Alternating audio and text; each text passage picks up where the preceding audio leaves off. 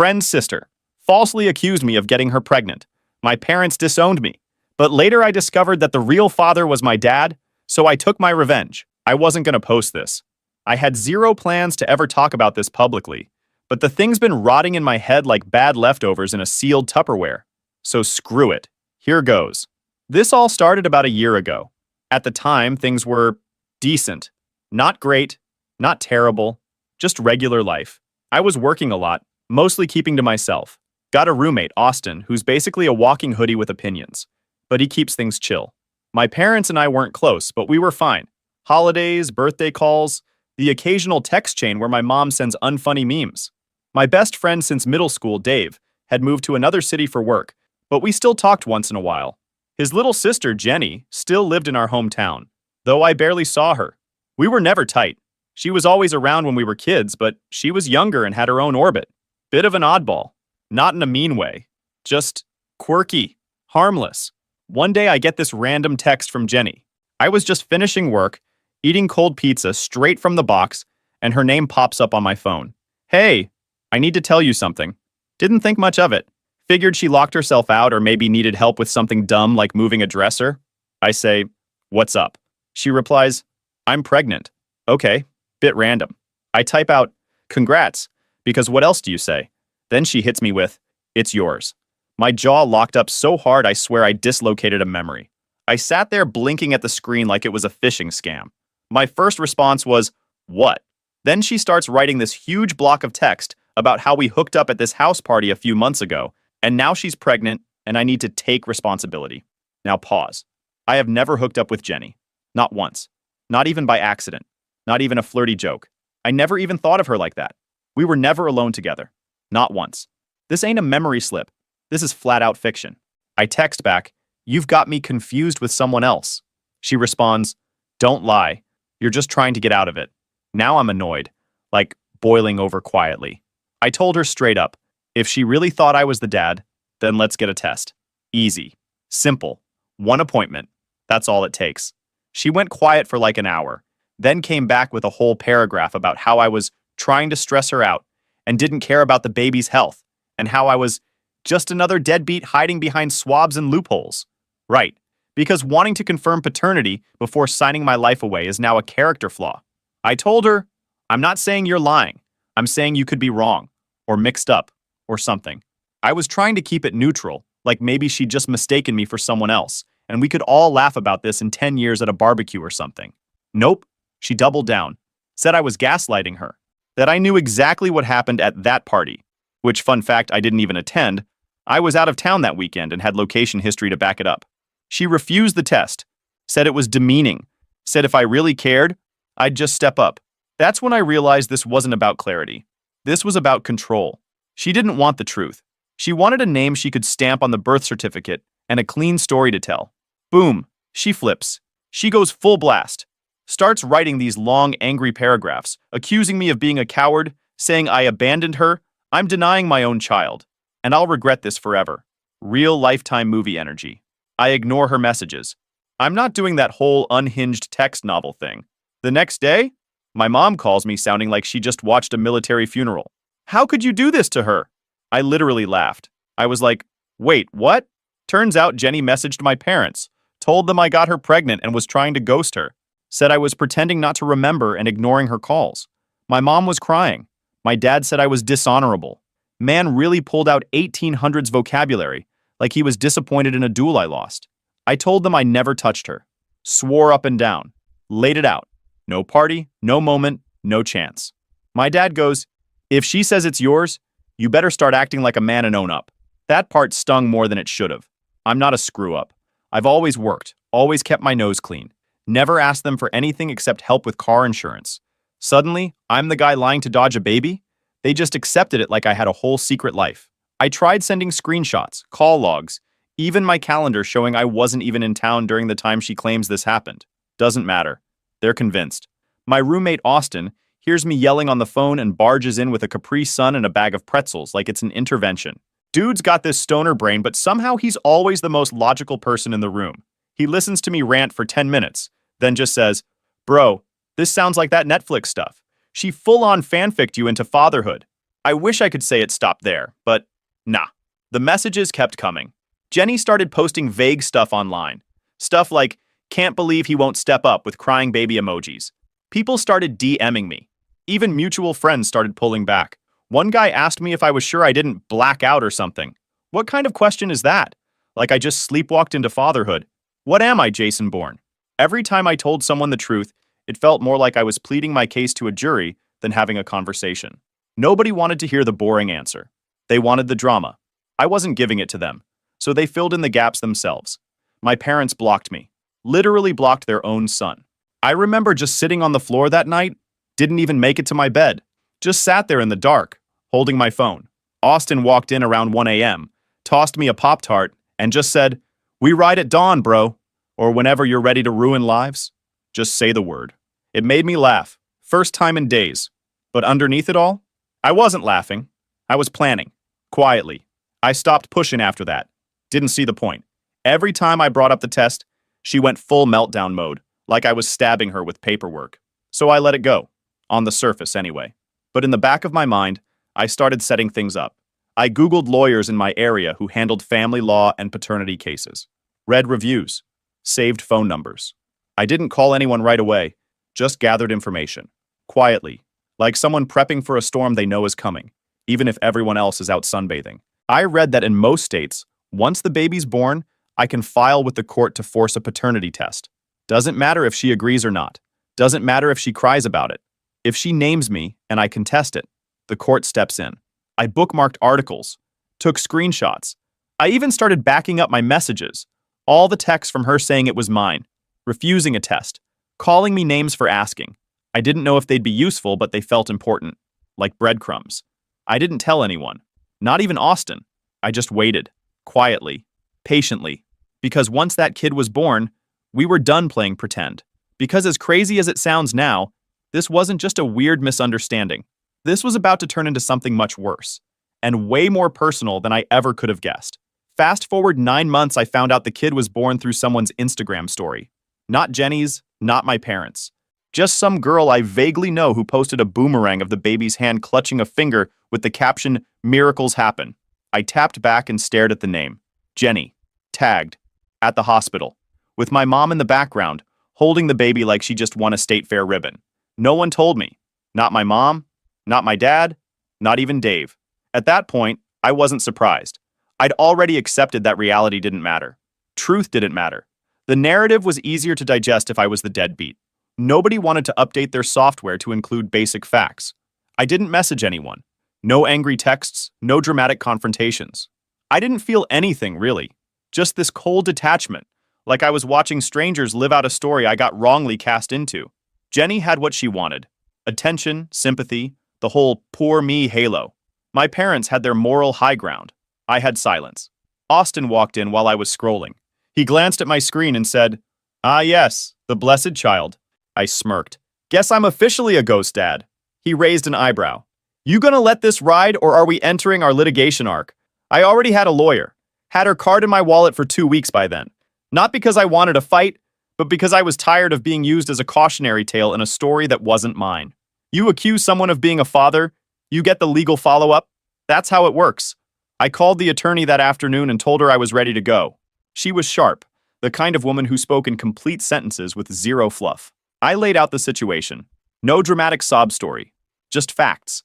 Timeline, messages, my location history, everything. She asked if I had requested a prenatal test. I said yes. Jenny refused. She nodded like that was expected. "Now that the baby's born," she said, "you can petition the court for a paternity test. She can't deny it without consequences." Perfect. A few days later, the paperwork was in motion. Jenny was served. From what I heard, she freaked, threw a fit, said I was harassing her, that I was trying to traumatize her and the baby. She showed up to the court date like it was amateur hour. Messy hair, puffy eyes, had this fake exhausted single mom act going, as if life just threw her into sainthood. She brought the baby too, like a prop. The judge didn't care. He didn't buy the dramatics. He looked at the papers, listened for 5 minutes, and ordered the test. Boom. Done. Now came the wait. 2 weeks. I didn't tell anyone what I was doing. No heads up to my parents, no warning to Dave. Let them sit in their little bubble while the gears turned behind the curtain. Austin kept me sane during the wait. Every day was some new theory. What if the baby's yours, but from a parallel universe? What if Jenny cloned you from that time she found your old hoodie at Dave's house? I didn't laugh. Anyway, 2 weeks later, I get the call from the lab. My lawyer conference calls me in. Standard stuff. They go over identity confirmation, the report number, chain of custody. Then the result, 0%. Not mine. I just sat there. Didn't smile. Didn't pump my fist. No loud celebration. I just let it settle in. It wasn't relief. It was validation. The kind that shouldn't be necessary but is. After the call, I forwarded the PDF to my parents. No message, no explanation. Just the cold, clinical report attached to an email titled, Results. I sent it to Dave too. Waited. 2 hours later, my mom replied, "This doesn't change how she felt. She believed it was you." That was her response. No apology. No admission of guilt. No acknowledgement that they disowned me over nothing. Dave never replied at all. That silence, that told me everything I needed to know. This wasn't about truth for them. It was about control, about comfort, about clinging to their made-up roles. The betrayed parents, the heroic brother, the sad girl wronged by a careless man. Facts didn't fit, so they ignored them. Jenny, of course, didn't comment. No follow-up text, no apology, nothing. Then I got a text from Dad. "You think you're smart, sending that to everyone like it's some kind of victory? What are you trying to do? Humiliate her? Ruin your own name?" It seemed like he wasn't even mad at the lie. He was mad the lie broke. He was mad that I didn't go along with it, that I didn't just swallow it like I was supposed to and play the part. "You need to let this go," he said. "You're dragging this thing out. It's over. She's got a baby. You need to grow up and stop looking for someone to blame." That part almost made me laugh. Like I somehow orchestrated this circus. Like I was the one pulling strings instead of getting strangled by them. But his text really stuck to me. A week later, I got a different call. From the laboratory. And that's when things got weird. It had been about a week since I sent out the DNA results. The hard proof that I wasn't the dad. I figured maybe now things would quiet down. The lie had collapsed. The fake narrative was dead. And the people who turned their backs on me had the receipts. But I should have known it wouldn't be that clean. I was at work when the lab called again. Same woman who delivered the initial results. Calm, polite, clinical. Said she needed to go over a secondary detail in the analysis. My first thought? Bureaucracy. Maybe some check mark they forgot. Maybe they needed a signature or clarification for the file. I grabbed my coffee, stepped outside, told her to go ahead. What she said next stopped everything. "So, while you're not the biological father, the analysis showed something we thought you'd want to be aware of. The child has a strong genetic match with you." "Okay. Still not a big deal in my head," she continued. "We're talking about a very close relationship. Like, shared parent DNA. The likelihood ratio lines up with half-sibling or uncle." I didn't say anything. Just stood there in the alley behind the building, phone pressed to my ear, listening to people drive past like the world wasn't about to drop off a cliff. I asked one question. Would that result be consistent if my father was the actual parent? She paused. Not long, but long enough to know the answer before she said it. Yes, it would be a perfect match for that scenario. We ended the call. I thanked her. Said I appreciated the transparency. I don't even know why I said that. Habit, I guess. I just stood there afterward, holding my phone like it weighed 20 pounds. It wasn't shock. That part had burned out weeks ago. It was just math. Ugly math. Jenny had pinned it on me because it was easier than telling the truth. And the truth was a train wreck. The real father wasn't a mystery. It was my dad. And looking back, I don't know how I missed it. He was at their house constantly last year. Said he was helping out while Dave was away at college. They needed help with groceries. Their car was acting up. The washer overflowed. My mom even teased him once. "You spend more time over there than you do here." We all laughed. He laughed the loudest. At the time, I figured he just liked feeling useful. Retired guy syndrome. Finding reasons to run errands and feel needed. But now I saw it for what it was. He was laying cover. And the way he reacted when Jenny accused me, the way he doubled down, blocked me, cut me off. It wasn't discipline. It wasn't outrage. It was fear. He saw the lie falling apart, and he tried to drag me under it. He wanted me to eat the charge. I didn't tell anyone at first. Not my mom. Not Dave. Not even Austin. I kept it all inside like a loaded weapon with the safety off. My whole life was already charred. Might as well control the next fire. That night, Austin walked in while I was scrolling through messages. He cracked open a soda, leaned against the counter, and casually asked if the baby had grown a mustache yet. I said, "She's not mine." He shrugged. "Yeah, we knew that." I looked up. "But she's related." That got his attention. "How related?" he asked. "Think Game of Thrones related." He blinked twice. "Dude, don't tell me." My dad. He sat down slowly, like gravity got 10 times stronger. Then he just said, honestly, that tracks. No dramatics, no wild gasps, just acceptance. That's why he was so intense about it, I said. Why he pushed so hard. It wasn't about shame. It was damage control. Austin nodded, chewing on the inside of his cheek like he was doing the math in his head. He tried to hand off the kid like it was an Amazon package, he said. Sick. I stayed quiet. I wasn't mad. Not really. I was past that stage. When you realize someone you trusted is capable of something like this, the emotions don't even hit you the way you expect. It's more like, okay, so this is who you are now. Cool. I called my lawyer the next morning, asked her what my options were if I wanted a paternity test on my father. She paused, then explained the basics. Legally, I couldn't force it unless he consented, or unless someone else like my mother filed for it in a divorce proceeding. That's when it clicked. I didn't need to force anything. I just had to wait for the right moment to expose it. So I shifted gears. Started answering texts from my mom again. Nothing deep, just, hey, hope you're doing okay type stuff. Kept things polite, simple, normal. Played it cool. I even let my dad send me money again. Said he wanted to help me get back on my feet. I thanked him. Told him I appreciated it. Let him think the dust had settled. Let him think I was back in line. Meanwhile, I reconnected with Dave. That was a tactical decision. He was still distant, confused, unsure. But he picked up the phone when I called. I told him I didn't blame him. That I understood things got messy. Played the patient friend card. Let him talk. He mentioned Jenny was acting weird. Said she wouldn't let anyone help with the baby. Didn't like people asking questions. She won't say anything about the dad, he said one night. It's like she wants us to believe it was you. Even now. DNA said it's someone close to me, I said. He didn't respond right away. Just sat in the silence. That's when I knew. He suspected. Maybe he'd even noticed something between Jenny and my dad before. Maybe he'd buried it. Like we all bury things we don't want to face. So I leaned in. Started planting seeds. Casually mentioned how the results didn't add up unless someone else in my family had something to hide. He didn't argue. Didn't deny it. He just listened. And that's when I started planning the dinner. I wasn't going to confront anyone in private. I wasn't going to scream or plead or throw anything. I was going to get everyone in one room and say exactly what needed to be said, with proof in hand. Because people like my dad don't admit anything. They avoid. They twist. They bury. But they don't confess. They get caught. So I hosted the dinner on a Thursday. Not for any special reason. Just because nobody suspects a nuclear blast on a random weeknight. I picked this local family-style spot my mom always liked. Real basic stuff. Booths with duct tape on the cushions, menus that stick to your fingers, waitresses who call you hun even if you're 40. Felt fitting. I kept the invite vague. Just a casual, I'd like to have dinner. All of us. I think we need to talk. That's it.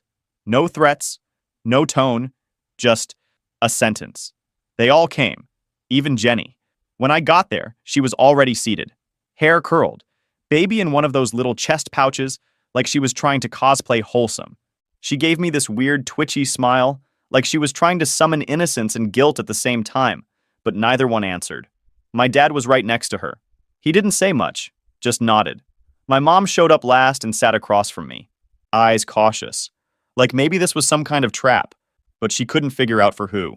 Dave sat next to me, stiff as a board. His knee bounced the whole time. Nobody really made conversation. Just these strained little how's work or traffic was bad comments that died as soon as they were born. The waitress came. We ordered food we weren't going to eat. 15 minutes in, I started feeling like a host at a haunted dinner party. Everyone was pretending. Jenny kept bouncing the baby like she was hoping it'd give her purpose points. My mom stared at her napkin like it had answers. My dad just watched me. Like always. Like he was trying to guess if I was still his problem or not.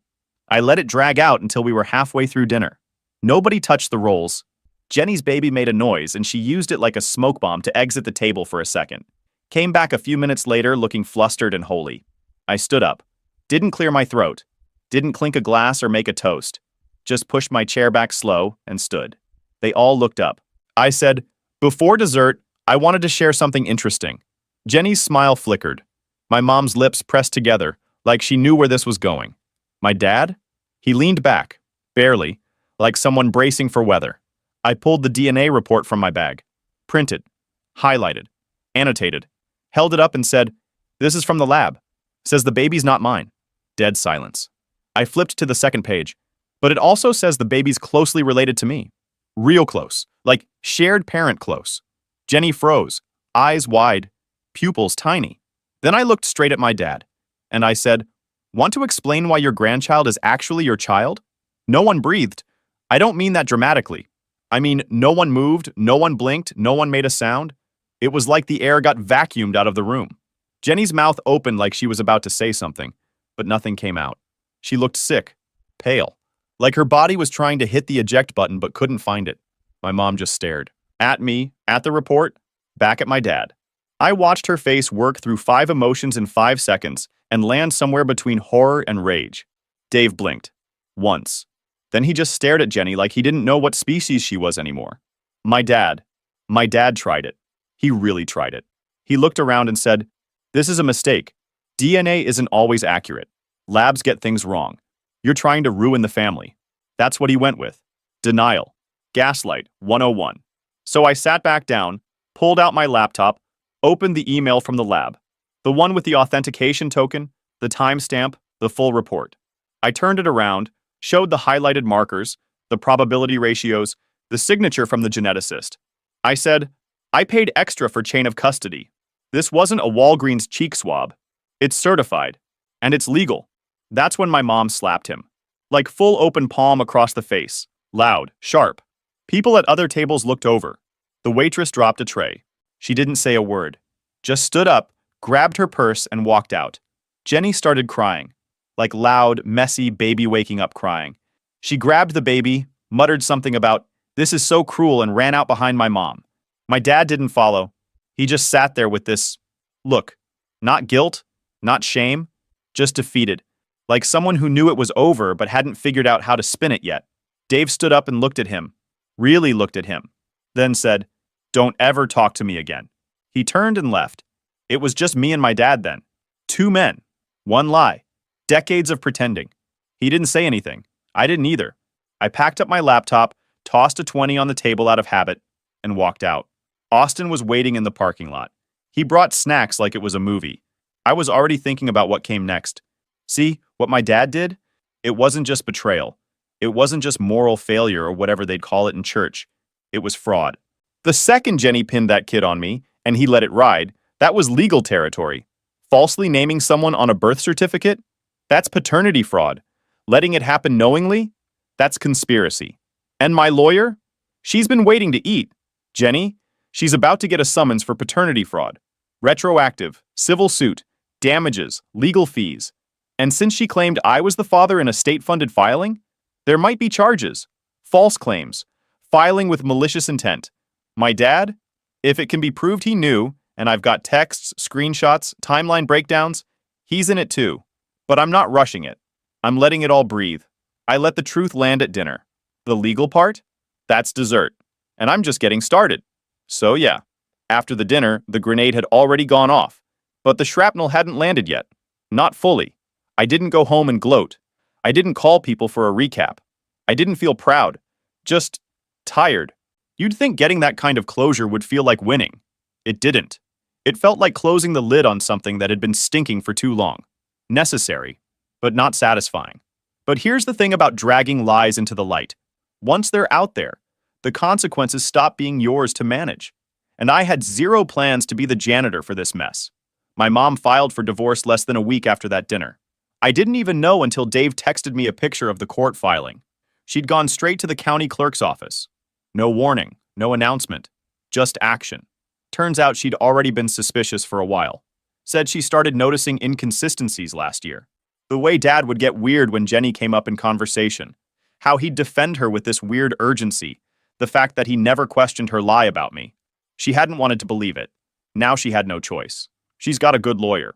Better than mine, honestly. I helped her get in contact. She's going after the house, the retirement, the works. And here's the part that got me. Her attorney listed marital misconduct in the filing, not just for the affair, but for covering up paternity fraud that directly hurt their adult son, me. Apparently that's a real angle. Not just he cheated, but he stood by and let his mistress falsely accuse our son to cover for his own kid. Let that sink in. Meanwhile, Dave packed up and moved out of their family home. Didn't even wait. Said Jenny had been acting weird ever since the baby was born. Controlling. Paranoid. Wouldn't let anyone help with the baby. Wouldn't answer questions. He started putting it together himself. Said he remembered times our dad was around the house too much when no one else was. Late visits. Helping with laundry. All that now clicked in his brain like Tetris pieces dropping into place.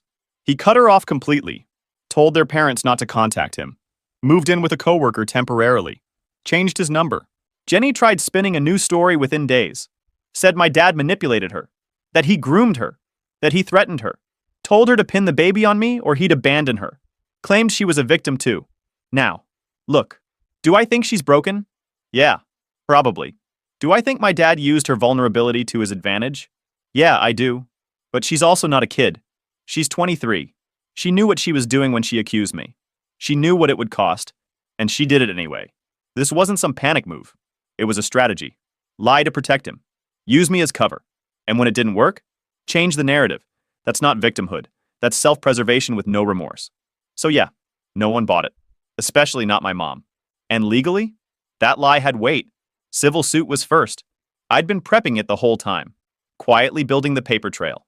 Every text. Every post. Every message where she insisted I was the father. Every ignored request for a test. My lawyer stapled it all together like a murder board and sent it over.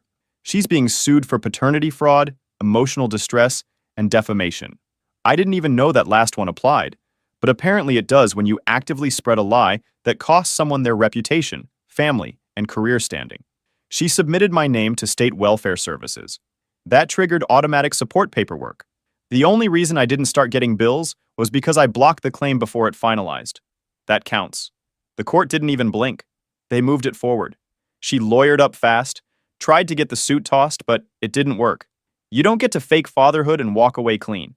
Then the criminal side started creeping in. Turns out when you falsely claim someone's a parent in a legal filing, especially one that might trigger public benefits or court orders, that's filing a false document. If they can prove she did it knowingly, that's a misdemeanor at best and a felony at worst, depending on the state. My lawyer contacted the county DA's office. They're reviewing it. Quietly. No promises, but it's on the table. My dad's not off the hook either. My mom's lawyer added an amendment to the divorce suit, aiding and abetting a fraudulent claim with intent to deflect legal and social responsibility. That's the language. Basically, he helped her lie to save his own skin. It won't land him in jail, but it could destroy him financially. And professionally, he just got kicked off a board he's been on for 12 years. Nonprofit stuff. They cited ethics concerns. Guess someone in the group heard what happened. That's what happens when your dirty laundry leaks into the community grapevine. People act quick when their name's next to yours on a tax document. I didn't make a big post about it. I didn't go public. I didn't need to. Jenny moved out of town. Don't know where. Don't care. Dave said she's in therapy now. Cool. Hope it helps. My dad's still trying to reach me. Emails, voicemails, handwritten letters. Like we're suddenly pen pals. I don't read them. I just forward them to my lawyer. My mom and I? We talk. It's not perfect. There's still space between us. But it's real now. And that's more than I could have hoped for. As for me, I'm good. Got promoted 2 months after the dinner.